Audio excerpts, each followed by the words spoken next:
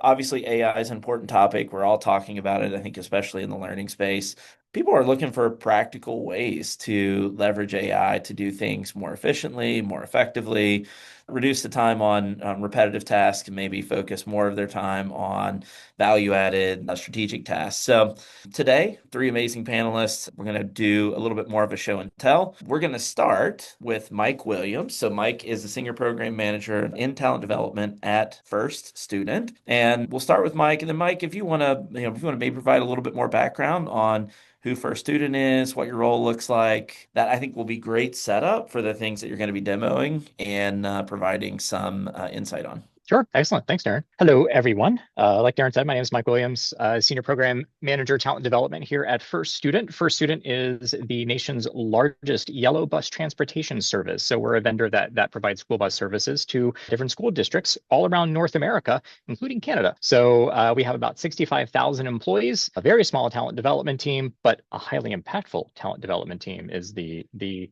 important caveat to mention there. Personally, I come from an operations background. I spent over 10 years in operations leadership before transitioning my career into corporate talent development. And I've been doing this for about 11 years, and it is my favorite thing on the planet. All right. So this is a little bit less about like how to use ChatGPT to supercharge AI and a little bit more of how we can use some system level AI integration in some of the systems that we might have inside of our corporations in order to kind of intersect that with some people leadership skills, which is a pretty interesting thing that I found out coming here to First Student. So what we've done here is make sure that we as a small talent development team have an opportunity to use AI to really think about how we can pair the leadership skills that we need our frontline leaders to have with all of the AI technology that we have rolling out here at First Student.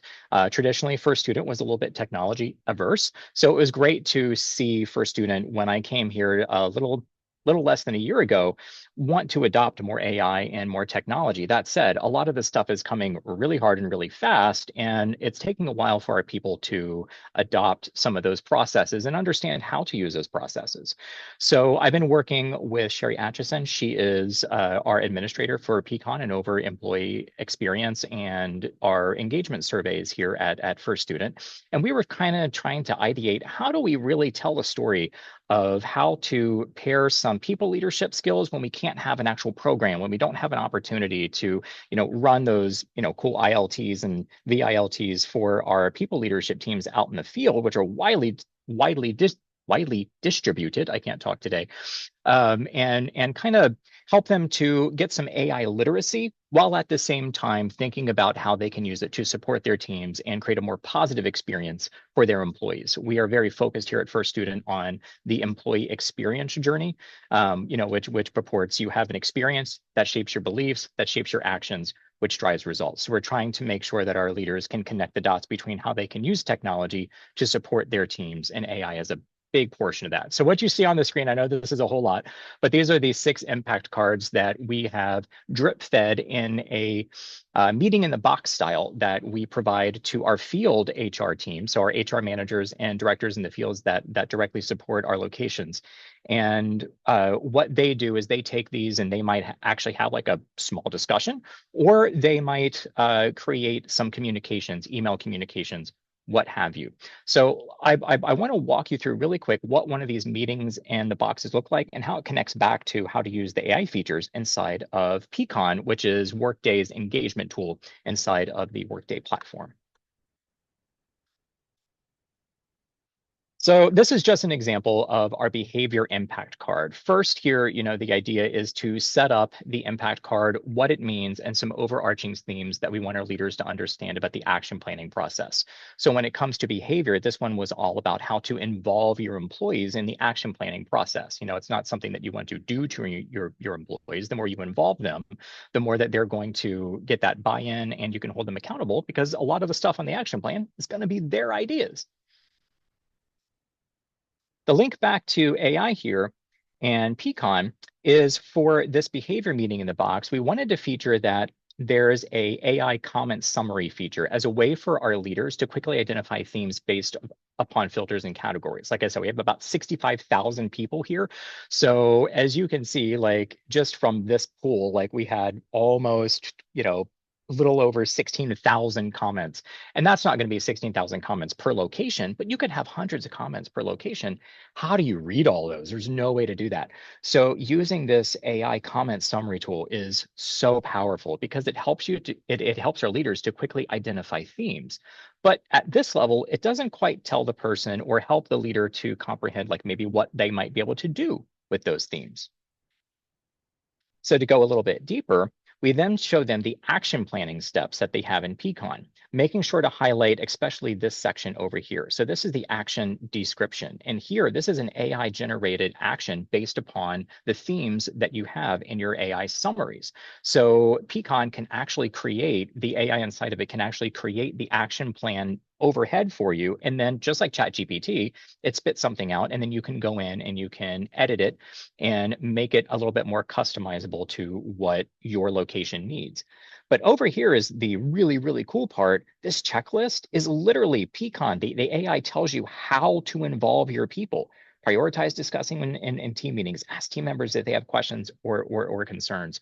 So what we're really trying to do with this step is help our leaders to conceptualize what are some quick wins with AI that is going to reduce their workload, expedite some processes because they're wearing a million different hats.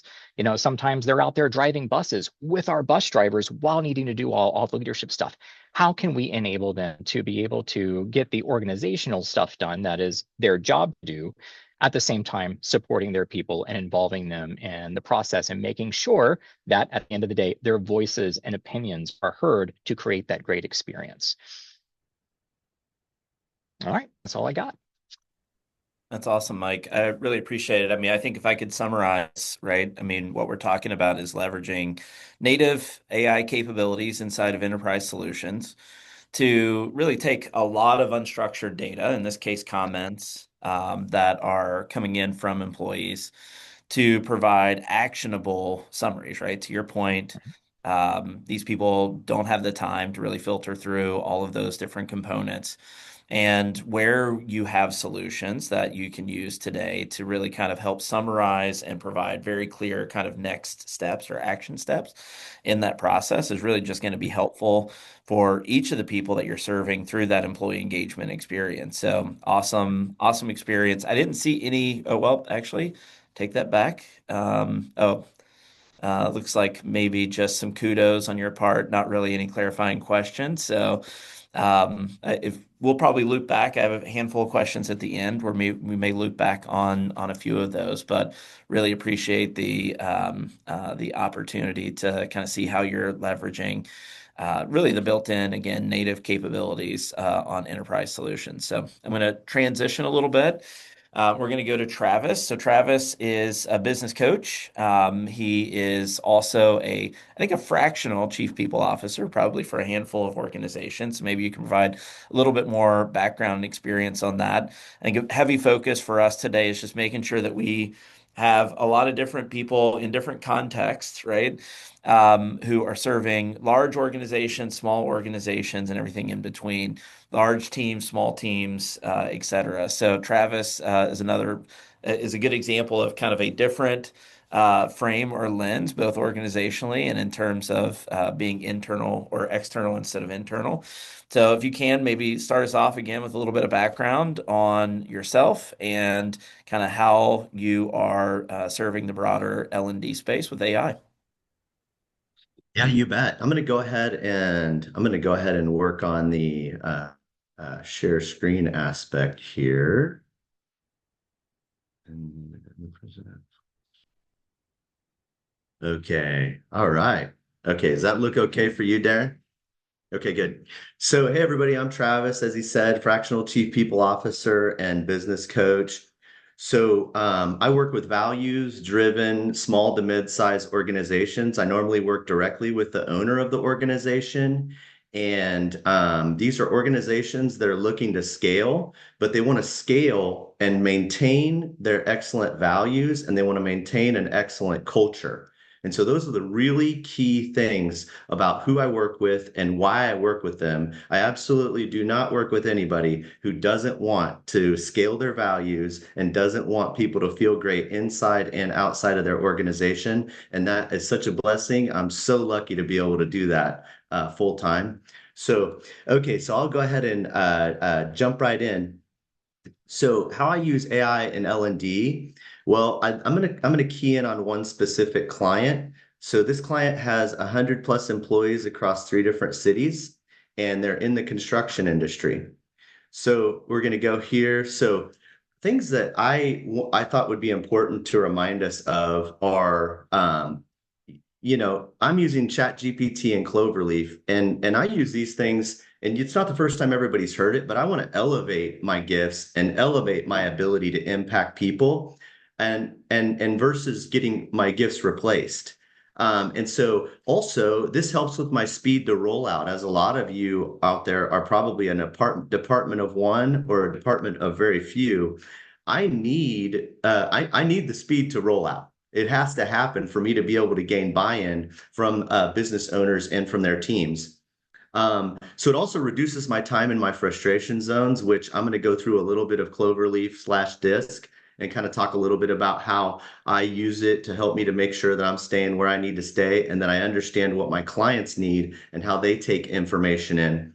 And then obviously it's going to help me grow leaders so we can grow organizations. I like John Maxwell's law of the lid.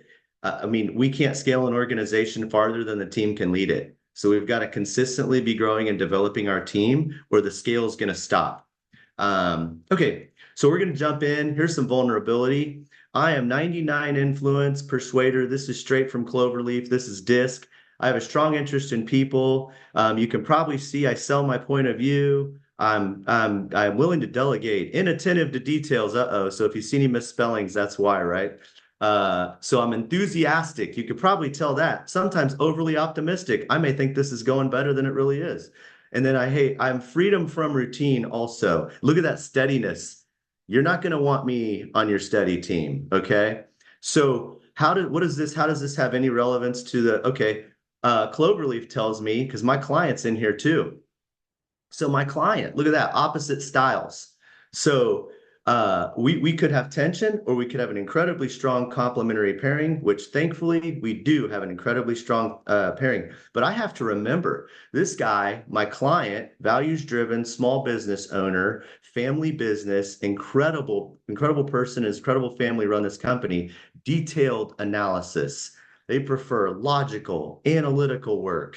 So when you go back, okay, obviously that's not totally me. So if I want to get my 99 on influence, I got to remember this stuff, and I got to leverage that. And then he's got to leverage that so that we can get to the outcome. So anyway, I just wanted to kind of talk a little bit about how I use Cloverleaf to help me. And hey, guess what? I'm not always perfect with it. Sometimes I forget and I start going off into la la land, and he wants these details and analytical. And here we are, we get back to center, hopefully, usually, and get some results. Okay, so to promote leadership development with this client and others, so I'm using ChatGPT. I want to create tailored tools, and I want to incorporate each client's core values into these things, and ChatGPT helps me to do that. These tools, like Mike was talking about, which really resonated with me, was they got to be simple, quick, effective, and values centered. And then these leaders need support that fits into their day. So I also have leaders who have a fair amount of operational aspects to their role. And so I really do need to, if I don't design things and we don't create things that are simple, quick, effective, and value centered and fit into their day, they're not gonna do it. They're not gonna roll it out. So okay, so it's kind of interesting. I have some similarities to Mike, which is awesome. That makes me really happy. So step one, leaders tell me, we really haven't done a lot of intentional development over the years. Okay, well, that's good to hear, right? When you're coming in, that's fine. We can't go back in time, but what we can do is let's gather some feedback and kind of know where our current state is. So I use ChatGPT, help me to create 360-degree feedback questions and form. I want to have that grounded in our core values.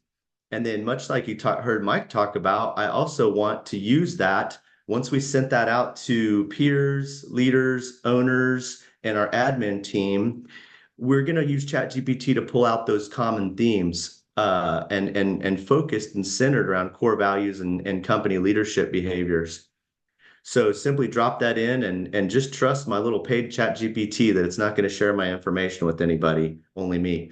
So, and then after that, right, we use those themes and we built out talking points for the owners. Remember, if you go back to my client's DISC profile, this is really important that I'm not throwing him all the data because if he does that, he's going to want to hang out in the data all day.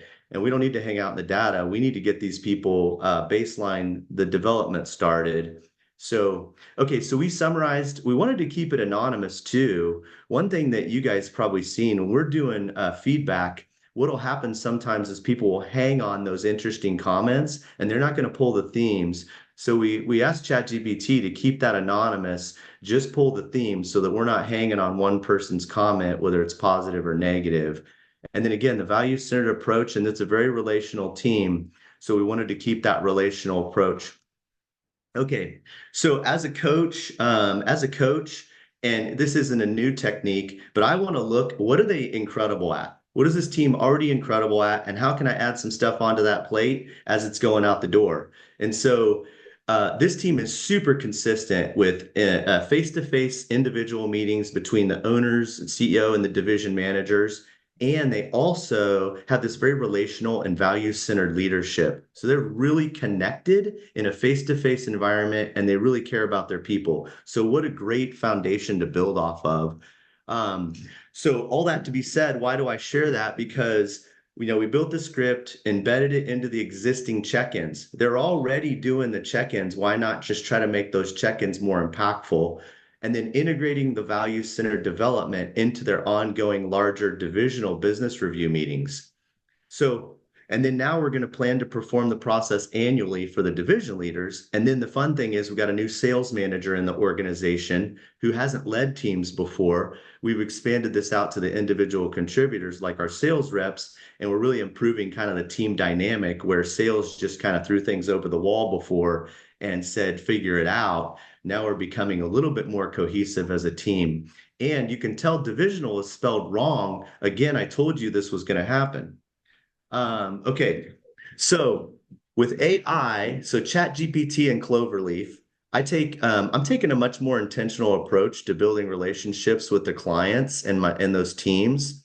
And instead of just going off my gut instincts, I'm like the people guy, I can just figure everything out. How much stronger are we if we use the data to help us to speed the trust and the ability to connect and influence?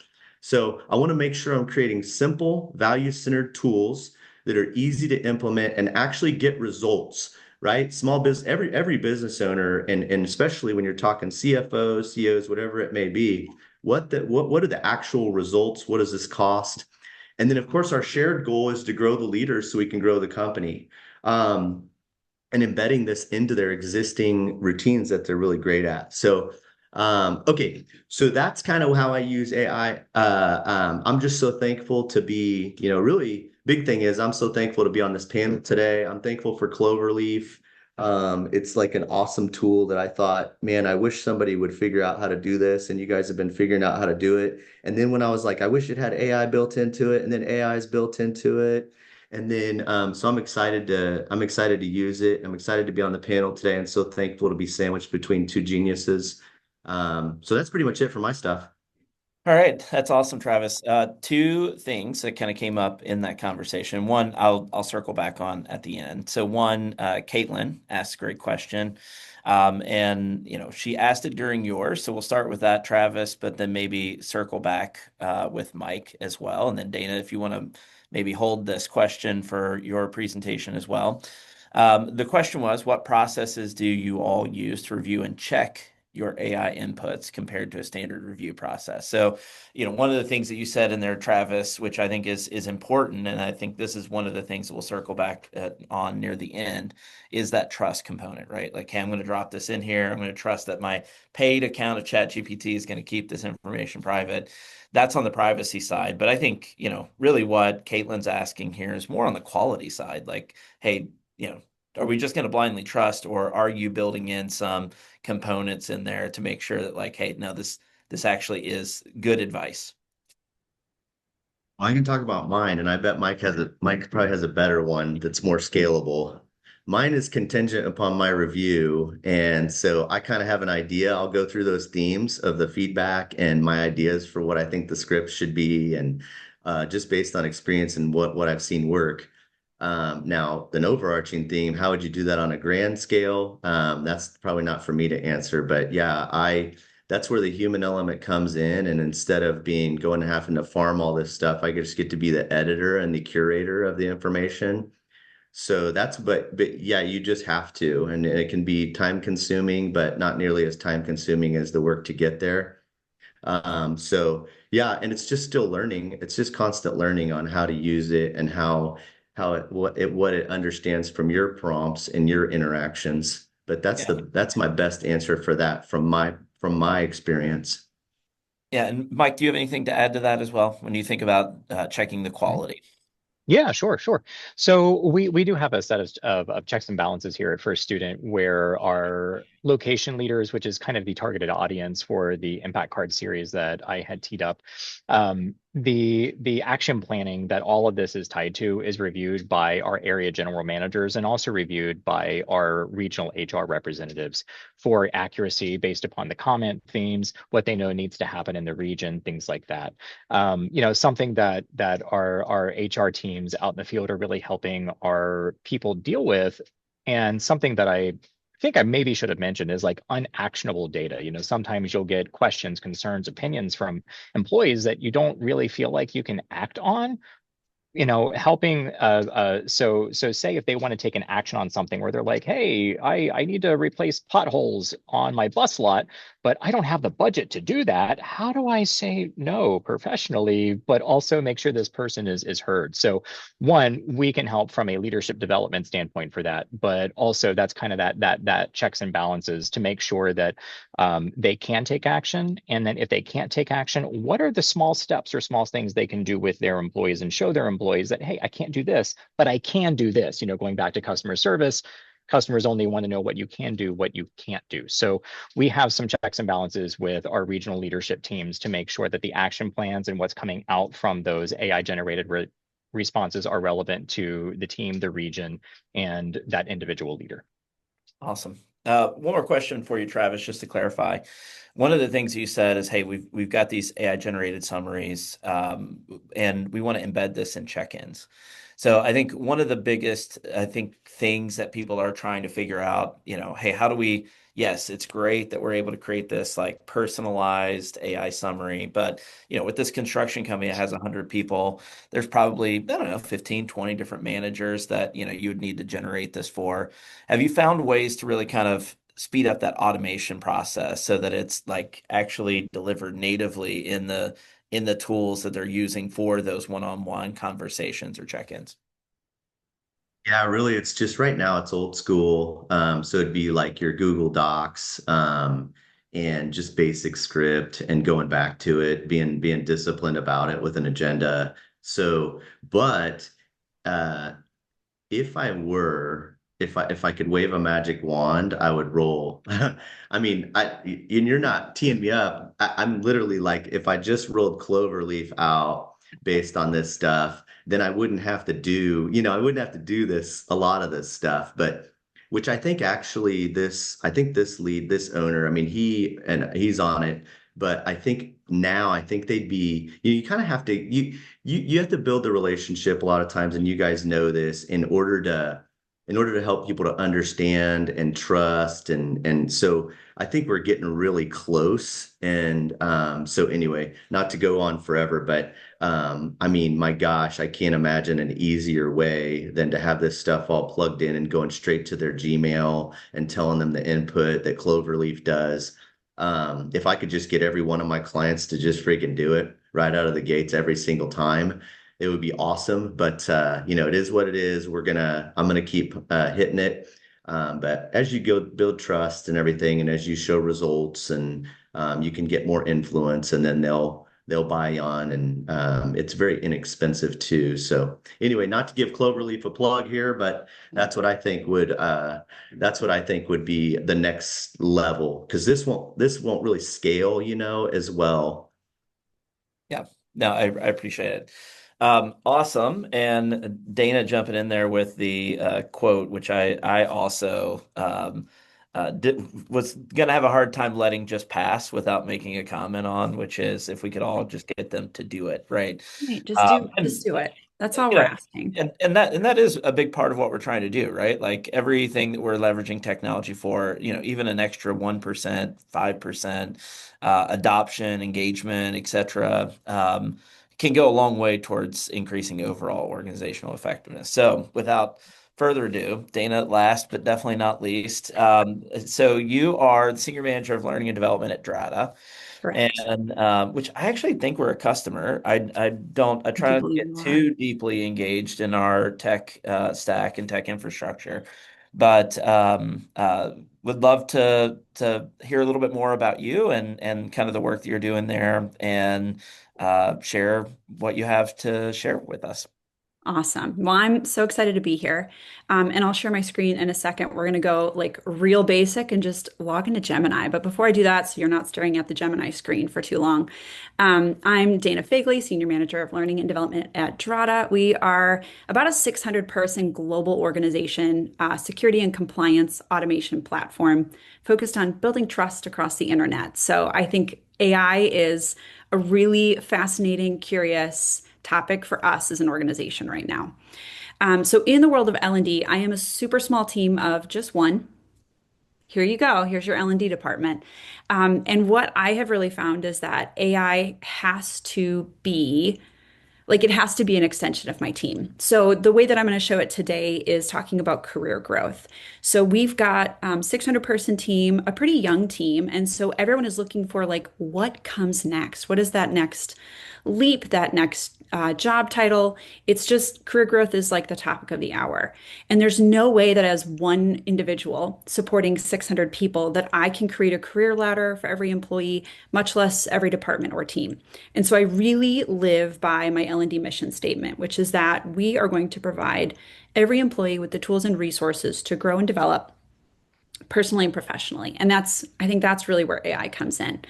So instead of helping, what I'm really trying to do in bringing AI to life in the world of like career growth and development is trying to help people understand that it's really about talking about your skills. I think that's the real currency in growth and development. So I'm always going to focus on skills and strengths over that specific job title or that career step. That's not to say that we don't have job architecture, we do, but I'm trying to help people understand the skills. And so there's like two real ways that we're going to dive into that I encourage folks to use AI. So the first, we're going to take a look at an actual example of walking through an individualized personal skill-based path for how to get from like job title A to job title B.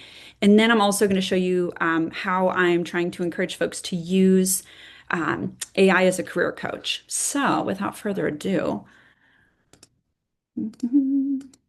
and you can see we have our Gemini for Drata. So let's go ahead and dive in. Bear with me as I move faces here.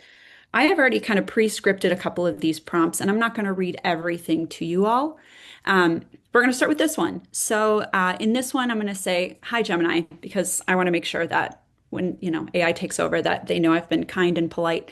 I'm currently an L&D specialist working towards L&D program manager in the next 6 months. So I've given it kind of some time restrictions. I want that personalized career development plan. What I've also included in this prompt is that I want this plan to include 4 to 5 skills that I should work on. And I'm asking it to help me find practical ways that I can grow in those skills. At Drata, we really do have a learning management system with e-learning. So want to make sure that I include like, what can I do there?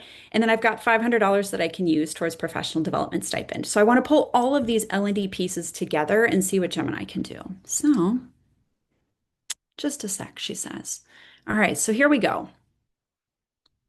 So she has started to kind of provide with me this, or provide for me kind of that individualized career development plan for an L&D program manager based on these skills. So we've got skill number 1 is project management, why it's important, how to grow. It's starting to give me some ideas for LMS courses.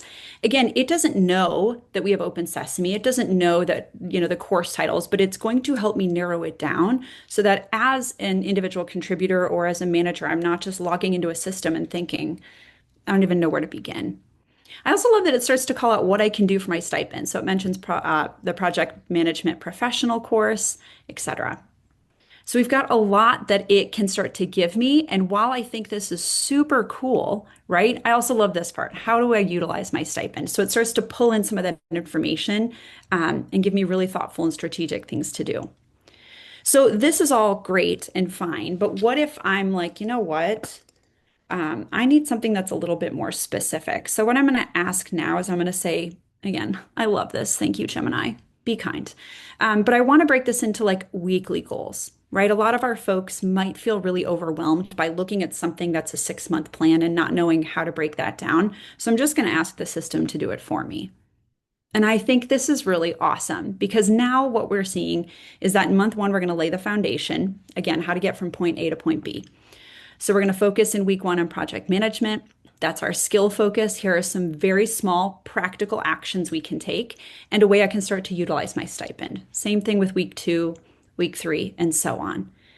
Again, this is really awesome because now I've just utilized a completely, again, Gemini is, a tool for us, but you can do this in ChatGPT or any of your preferred platforms. This is a totally free way that you can take charge of your development. And then folks can take this back to their managers to start to have those one-on-one conversations. So now I want to take a look at a second one. I'm going to start a brand new chat here. That's great. Thank you so much, Gemini.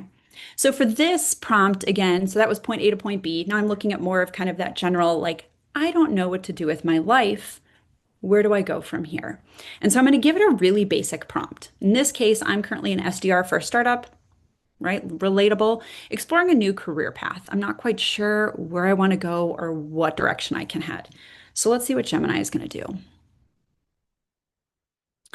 So I love that it starts to kind of analyze, taking a look at our strengths, communication, active listening, resilience, right? These are things that you're probably developing. So go ahead and think about these.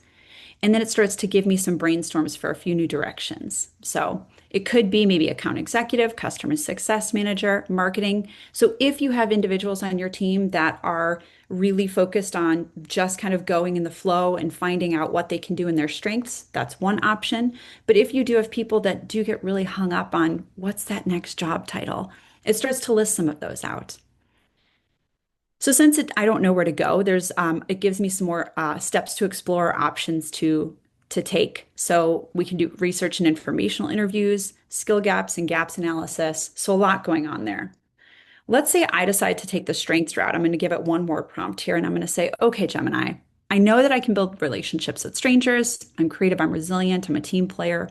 I really love identifying how the product can help customers, but I hate being glued to the phone or my emails. So what can I do there? So again, it's going to start to give me these really tailored career paths and give me a whole lot more options. And again, because we're a really young org, because our job titles are changing so frequently and there's a lot of room for growth, I think this allows people to have more of a direction versus if they were just dependent totally on the HR team, the HRBPs, the learning and development team to create this. So I'll go ahead and stop there. What I also think is super cool about this is that it does give people those really practical, tangible things to take back with their leaders, whether their managers know how to do career development or not, whether these people have experienced career development or mentoring. It really puts them in control, and you can use any AI feature to make this happen. That's awesome. Thanks, Dana. I do. I think everyone appreciated the fact that being kind to the AI, because we just never know where this is going to end up You someday. have to. I So can't have my refrigerator revolting, right? 100%. One of the things I love about the three examples that have been provided so far is just a wide range of one use cases, individualized at scale, both how do we patch some of these different things together, right? I mean, Dana, you used Gemini, Travis used ChatGPT, Mike used an enterprise solution that had those built in directly. When you think about like how you got started, right? I mean, because like what I have experienced and what I'm kind of hearing in all three of these is really just kind of you just have to be curious, right? And I think be willing to try things. But, was there kind of like a broader push by your organizations or maybe, Travis from a client in particular that really kind of drove you to get engaged with it initially? Because I do think there's still a pretty large contingent of people out there that when it comes to AI, it just, it's like I don't know where to get started. I might even feel intimidated or overwhelmed, and don't know where to start. So maybe just if you could each spend a minute or two, just talk about your own personal journey of kind of moving and exploring, the AI capabilities. And Dana, since you just went, let's start with you this time, and we'll work our way around. Awesome. Yes, I would say there's a huge push at our organization, not only as we're building some AI features and modalities internally, but also like it really leaning into our core values of automation and speed. Like, how do we continue to find efficiencies in our day to day? And so, for me personally, I think I really needed to figure out, like, I was a little bit hesitant to use AI. I've got some trust issues. And so I've seen it spit some stuff out wrong. And so I kind of went back to the basics. And I always believe in this idea in the world of like teaching, of process versus content. So if the process to learn something is really hard, keep your content easy. And likewise, if the content is really challenging, keep that process easy. So I took a look at ChatGPT and Gemini because that's what we use here at Drata.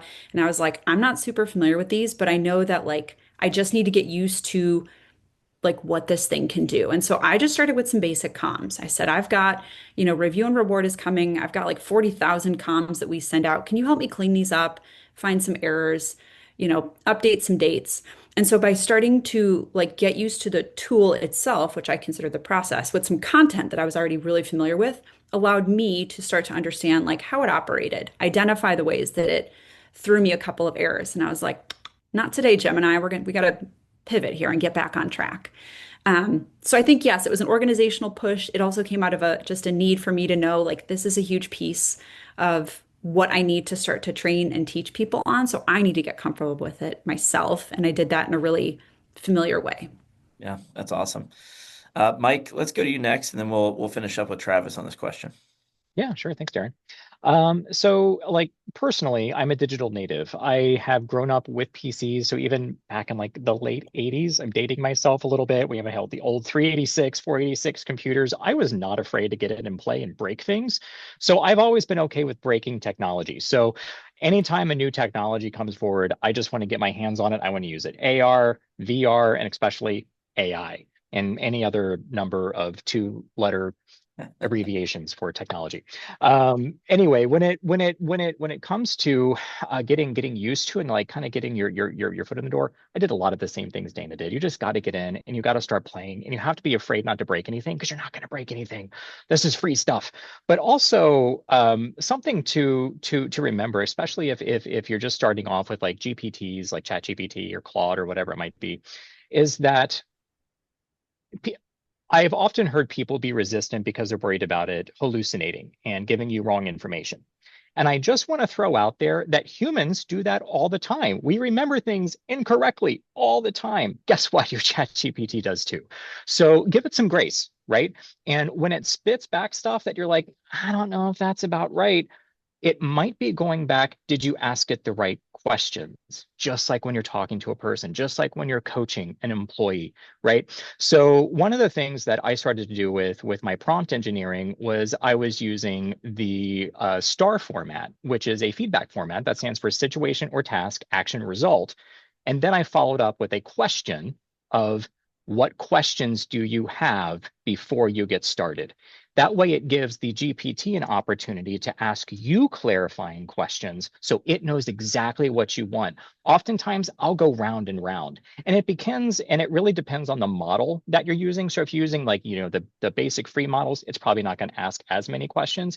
If you use deep research, it is going to ask you all the questions and it will challenge you, which is incredible because as a data-driven person, I want to make sure it's getting me the right sources and the right information, not just to confirm what I want it to say or what it thinks I need, but actually to challenge me and to maybe provide me some insight that I wasn't thinking about before.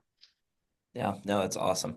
Love that. And I do think, things like asking for sources, I think can provide a lot of insight into, where and I love the piece around asking your tool of choice, right? Which, what are the things that I'm missing or what, contextual things do you need for me to like, you know, uh, get to the result that I'm looking for. So that's awesome. Travis, what about you? Yeah, I think really a lot of it was asks or demands from the client. I think sometimes when you start to be able to solve problems, then there's all kinds of problems that come your way. And so there's areas where I have competency, but where I'm not an expert in, or I'm not. So whether if I can't reach out to a Mike or a Dana, I mean, and they need a quick response and there's low risk. That's what really did it. And then also, I'm on the ideate side of things, the tenacity and finishing a project, which don't tell anybody off of here, but finishing a project side of things, it really is, it takes a lot and over the years to do it. But so one beautiful thing about these tools is they don't have any problems giving me what I need when I'm like telling them, I need this done, I need this done, I need this done. So I know everybody has little things that they get from it, but for me, it's to be able to make ideas and things come to reality. It was almost out of necessity, but also just frustration to find a way to serve clients without having to constantly bring in other partners. And now I can bring in other partners when it's necessary or when it really is needed. And in those gray areas or spots where it's low risk, I can kind of use Chat GPT and then I can help them finish things. So that's really where it came from me. And we're buddies now. So I don't know. I wouldn't now, as the business has grown and you guys are probably the same way. I wouldn't be, and especially with the department of one, I mean, I have no idea how I would be able to produce result. I mean, I would produce great results, just I wouldn't be able to serve people the way that I can right now. Yeah, so that's kind of some out of necessity, but just a quest to figure out how I can serve these companies, yeah, at a high level. Yeah, no, I think that's a really good question. I think we'll just do a real quick kind of unscientific poll among the three of you. But when you think about kind of, to your point, Travis, that it just feels like this indispensable tool set for you now. Like, how much more do you think it's made you either effective or efficient, right? If you could put a percentage to it, is it like, wow, it's made me 10% more effective, or I've been able to reach 20% more people, right? How would you characterize that? And we'll start with you, Travis, since you just finished. Yeah, man, it's got to be 25. I mean, it's got to be 25%. I mean, it's just, and then instead of, hey, I've got a 24 turnaround or 24-hour turnaround, if you have multiple divisions or I have multiple clients who need things from me. So instead of sometimes it being a 24-hour turnaround, I can be like, oh, I'll get that back to you in 3 minutes, Yeah. So it's just so I mean, I would just say at least 25% more effective and more efficient. It just, yeah. But Yeah. I'm What about curious to, yeah, what about yeah. you, Dana? I'm the worst guesstimator on anything in the world. This is recorded. I'm going to say, Yeah, it's okay. yeah, It's unscientific, so it's fine. great, perfect. I'm going to say, yeah, 20 to 25, maybe even 30%. Like at first I was like, yeah, it helps me with some content or some comms. And then I'm like, but I've also, because we've got the, like the secured version, like the while we use Lattice and that can produce a lot of very cool data, there's still like other pieces that we want to combine. So some of that data analysis in order to get like a comparison of these results versus something else, I mean, that saves me like weeks, Yeah. which is amazing. Yeah. What about you, Mike? I'm gonna shoot high, probably like maybe even as high as like 40% more Yeah. productive. Yeah. Because the more you use a tool like this, the more savvy you become at it, and the more ways that you end up thinking, how can I use this to expedite my processes? And a tool like an LLM, for example, is not something to replace your creativity, but how can you enhance your creativity with those kinds of tools? And I'm a pretty creative person, so I always am thinking about new ways to use my GPT. And I do have a very, very detailed custom GPT that I use with its own name and everything. Of course I do. But it's definitely has had a gargantuan impact, not just on my output, but also in terms of like just helping me process ideas. And even to Dana's point earlier, career pathing, writing a new CV, like there's all kinds of ways that I'm using AI now that I never thought I would before. Yeah. And to some degree, it was a little bit of a setup question because I do think it leads me into kind of like, I think what is the next frontier of AI? Because a lot of what each of you talked about today was like, hey, I'm taking bits and parts of this thing and I'm taking it over here and I'm using this other AI tool and then I'm finding it, but then maybe it requires a lot of work then to distribute those personalized learning journeys or those personalized pieces at scale, right? And I think it's about that connectivity between source systems and the AI tools that we're using, whether they're native to an enterprise type application, or it's just leveraging things like Gemini or the OpenAI. I'm going to share a really quick example of what we're doing with Cloverleaf. And we're obviously a coaching platform. This is really kind of our next gen coaching solution that we're actually going to be launching in beta next week. So you guys all get kind of a first look at this. But again, really kind of borrowing from that same interface of like a Chat GPT or a Gemini, where it's like, hey, we're just giving you an open search bar. And I do think that in and of itself is an interesting evolution in AI, where, from a UI perspective, we went from like, hey, we're just going to dump all of this stuff on you from the UI, and then you kind of have to like find your own path, to people really starting to kind of get comfortable with writing their own prompts, asking questions in a way that makes sense. And one of the things you'll notice is we actually provide kind of what I would consider almost like we're calling them smart prompts, but it really is kind of borrowing from that same thing that OpenAI or Gemini have done in terms of being able to save your prompts, or even start to kind of build on each other. And this is all taking information from what we know about you in terms of not just your behavioral styles, but who are you meeting with today? Who is your leader? Who do you lead, right? And so, like, if you look at this the meeting one over here on the right hand side, this is based on a meeting I have today with Kirsten, Mindy, and Dan. And we're providing a smart prompt that says, how can I better communicate vision during recurring meetings like a leadership weekly meeting that includes these three people, right? So if as a user you don't know where to start, right, we're going to try to start to seed some of those things based on data that you have in these other systems that might be connected to Cloverleaf. And then I've also, kind of pasted a prompt in here on my own. And if I were considering a change to marketing, right? So this is more of like, we're tying a couple of different pieces together inside the organization.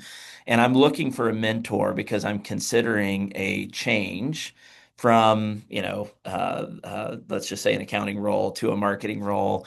What are considerations and who should I talk to about that inside our organization? Oh, and of course, anytime you do a live demo, again, I said this is it'll be launched in beta next week, right? So when I do that again, one, it's going to fetch like, hey, who are these teams? Who are the people that I'm specifically referring to? It's going to go out and find those individuals. And I mentioned marketing, so it went out and found the marketing team. And here's the folks that are in the marketing team. And it came back and said, hey, maybe Shelby, Evan, Katie, or Kendra could be really great at being a mentor through that change. And then we're even providing some very specific follow-up items here, right? So reach out to Evan Katie for perspective.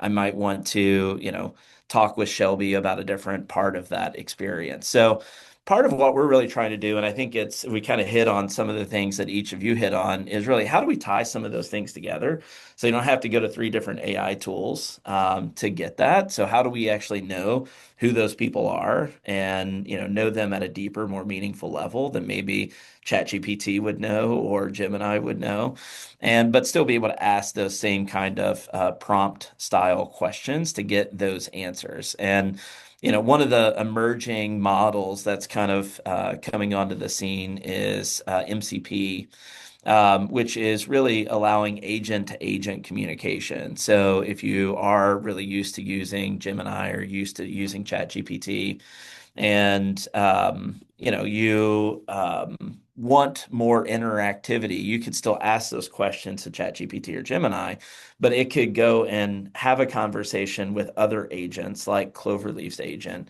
to bring relational intelligence to the responses that it's providing. And I think that's really going to be the thing that we're going to start to see emerge in bigger, more, I think, easier to use ways. I think especially in enterprise, in enterprise type situations, but even for small businesses. And so I think the more people get comfortable with, prompts and that interface, and the more that protocol or that model kind of starts to build out and propagate, I think that interactivity between applications will just make AI adoption and use, so we all said somewhere between 20 and 40% improvement. Does that actually become a multiplier, right? Where it's like 2x or 5x more productive. So interesting to watch the evolution of AI play out in real time. So um, we've got 4 minutes. Let me ask maybe one more question for each of you. We've got folks watching this, at probably very wide range of adoption with AI. So, what's maybe one practical step that they can take to kind of further their AI journey, whether they're like, haven't really started and they're kind of like, yeah, it scares me, to, maybe more power users. What's one piece of advice maybe you have for the people watching today on taking the next step in their journey? And Mike, let's maybe start with you.